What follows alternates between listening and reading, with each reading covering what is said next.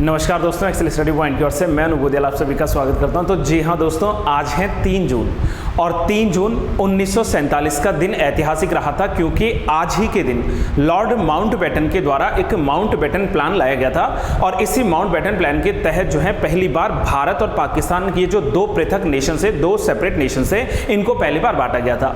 सबसे पहले हम लोग बात कर लेते हैं इसके इतिहास की, इसके बैकग्राउंड की। आप लोगों को मैं साझा कर दूं कि 20 फरवरी वर्ष 1947 को जो उस समय ब्रिटेन का प्राइम मिनिस्टर था, यानी कि जो क्लेमेंट एटली था, उसके द्वारा ये घोषणा की गई थी कि सभी अंग्रेज 30 जून 1948 से पहले पहले भारतीयों को सत्ता सौंपकर वापस लौट आएंगे।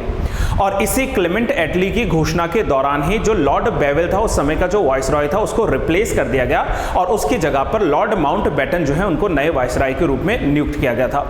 अब जब लॉर्ड माउंटबेटन नया वाइसरॉय बना था तो उसके सामने सबसे बड़ी चुनौती ये थी कि जहां एक और खून खराबा चल रहा है, ब्लड शेड चल रहा है, पाकिस्तान लगातार जो है मुस्लिम लीग लगातार डिमांड कर रहा है कि हमें सेपरेट नेशन पाकिस्तान चाहिए और कंडीशन अराजकता की है, वहां पर जो इंसर्जेंसीज फैली हुई हैं। तो ऐसे में क्या किया जाए? तो सबसे पहले उन्होंने दोनों देशों के जो महान नेता रहे हैं, यानी कि महात्मा गांधी जी से मुलाकात की, मोहम्मद अली जिन्ना से मुलाकात की, और मुलाकात करने के बाद दोनों नेताओं से जो है उनकी राय जानने के बाद उन्होंने ये तय किया कि अब भारत और पाकिस्तान के डिवीजन का जो है समय आ चुका है।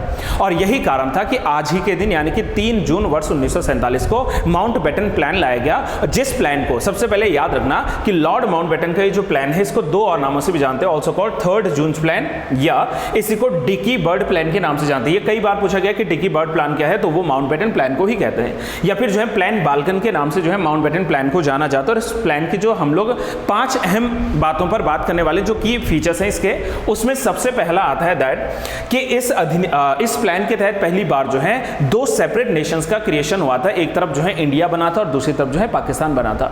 दूसरी अहम बात यह थी कि इस प्लान के तहत जो भारत में प्रिंसली स्टेट्स थे, मैं आपको साझा कर दूं कि 1947 में जब हमें इंडिपेंडेंस मिला था तो उससे पहले भारत में लगभग 565 जो है प्रिंसली स्टेट्स हुआ करते थे।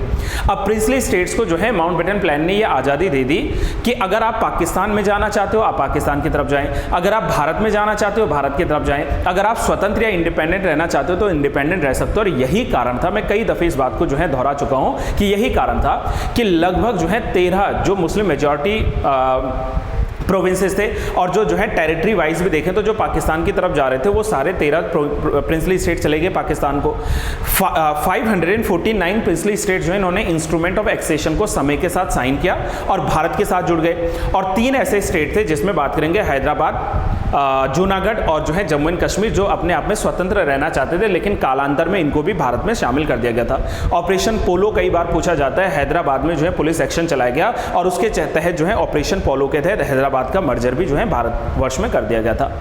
अगले अगर हम लोग प्रोविजन की बात करें तो यहां पर कहा गया कि जो दोनों नेशंस हैं, ठीक है, चाहे वो पाकिस्तान की बात करें चाहे वो हम लोग इंडिया की बात करें, अब 2 डिवीजन हो चुके हैं ना, तो उसके बाद क्या था, दोनों को ये राइट था कि आप अपने अपने लिए जो है संविधान का निर्माण कर सकेंगे।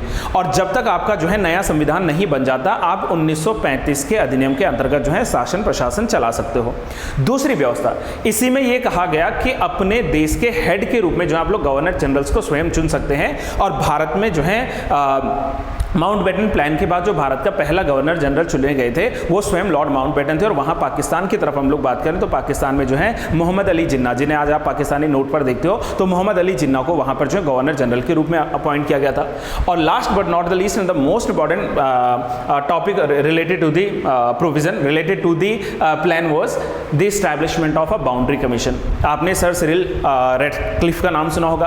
तो रेडक्लिफ कमीशन को ये कार्य सौंपा गया कि आप जो है भारत और पाकिस्तान के बीच में या मुस्लिम मेजॉरिटी एरियाज और हिंदू मेजॉरिटी एरियाज जो थे उनके बीच में जो है एक बाउंड्री का निर्धारण करें। और रेडक्लिफ ने ऐसी बाउंड्री का निर्धारण किया था जिसका नाम ही रेडक्लिफ बाउंड्री के नाम से जानते हैं। अब सवाल पूछता है कि रेडक्लिफ बाउंड्री किन 2 देशों के बीच में, तो आप लोग कंफ्यूज हो जाते हो। भारत और पाकिस्तान सब ने याद करा हुआ है, लेकिन साथ में आप लोग जान पाओगे कि भारत और बांग्लादेश के बीच का भी ये जो बाउंड्री है ये भी जो है किसमें आता है, रेडक्लिफ लाइन्स के भीतर आता है। तो रेडक्लिफ लाइन्स में एक तरफ तो आ गया हमारे पास में इंडिया और पाकिस्तान की जो है बाउंड्री, और दूसरी तरफ जो है इंडिया और जो बांग्लादेश है उसके बीच की बाउंड्री, ये भी जो है रेडक्लिफ कमीशन के ही आधार पर जाना जाता है।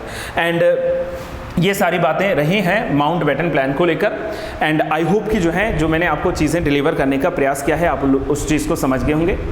स्टिल अगर आप लोगों का कोई प्रश्न रहता है तो आप अपने वैल्यूएबल प्रश्न को जरूर कमेंट बॉक्स में पूछ लिया करें। और लास्ट में आपको करना बस इतना सा होता है कि आप लोगों को वीडियो लाइक करनी है अगर पसंद आती है, अपने फ्रेंड्स के साथ साझा जरूर करना है। देखो भाई, उनको भी जानकारी देना आपका कर्तव्य बनेगा, तो आपको उनके साथ वीडियो को साझा करना है। और अगर आप लोग अभी तक चैनल से नहीं जुड़े हो गाइस, तो आप लोग चैनल को जरूर सब्सक्राइब कर लीजिए। और हाँ, जाने से पहले साथ में देखिए वहाँ पर एक बेल आइकन होगा, बेल आइकन को प्रेस कर लीजिए ताकि आपको समय समय पर नई नोटिफिकेशंस मिलते रहें। Till then, have a good day to all. Thank you so much. Keep trying, keep learning. All the best to all of you.